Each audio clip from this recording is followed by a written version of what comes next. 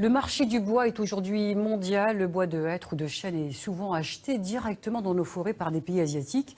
Depuis 2009, l'Office national des forêts a mis en place en Picardie des contrats d'approvisionnement.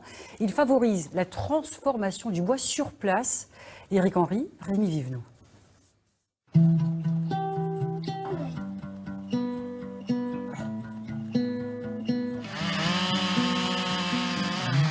En forêt de Retz, un seul être tombe et tout vous semble dépeuplé.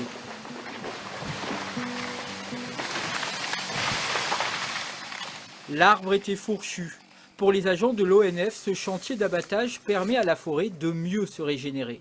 Notre objectif, c'est d'obtenir des graines, des semences de plus beaux sujets. Donc, à choisir, on préfère prélever un sujet fourchu, mal conformé, et conserver des sujets comme celui-ci, donc qui sont vraiment le semencier idéal pour obtenir une régénération naturelle.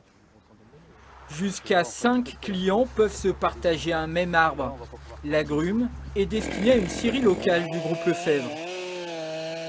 Dans un bout de bois comme ça, on a un contrat Lefebvre, un contrat BTL, on appelle, donc bois toute longueur, chauffage, et alimentation du contrat palette derrière également. Le marché du bois est désormais mondial. Confronté à la demande croissante des pays asiatiques, l'ONF a mis en place des contrats d'approvisionnement. Nos scieries étaient mises en concurrence avec des entreprises lointaines pour la fabrication de meubles. Et donc il a fallu un peu relever le défi de la préférence locale sur les scieries. Donc l'ONF a pris sa part en garantissant du bois aux entreprises, aux scieries locales. Et on a fait pour ça évoluer la loi en 2004 pour pouvoir traiter de gré à gré sous forme de contrat pluriannuel. 20 000 mètres cubes de hêtre sont traités dans cette scierie de Villers-Cotterêts. 80% du bois provient des contrats d'approvisionnement. Les contrats sont importants puisqu'on pérennise l'entrée de la matière première, on maintient les emplois sur le sol français, on évite la concurrence de la fuite des bois à l'étranger et on peut répondre à la demande de nos clients. Les planches débitées partiront tout de même à l'export. Mais grâce au contrat d'approvisionnement, jusqu'à la moitié du bois d'œuvre issu des forêts picardes ne prend plus directement le chemin de l'Asie. Je ne sais pas si ils achètent encore autant en contenant.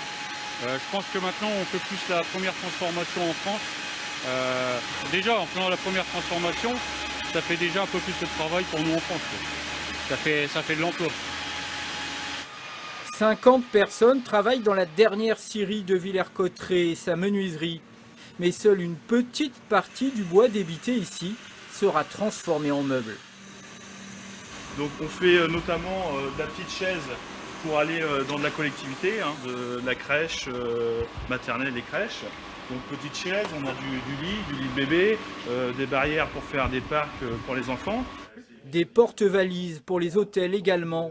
Mais les meubles de bois massif en hêtre ou en chêne n'ont plus les faveurs des consommateurs européens. La matière continue à s'échapper.